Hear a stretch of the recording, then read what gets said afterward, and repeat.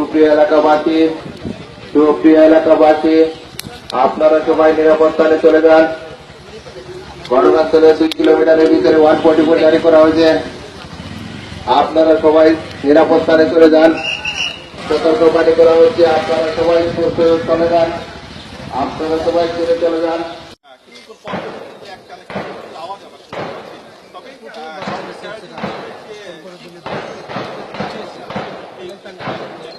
সম্ভবত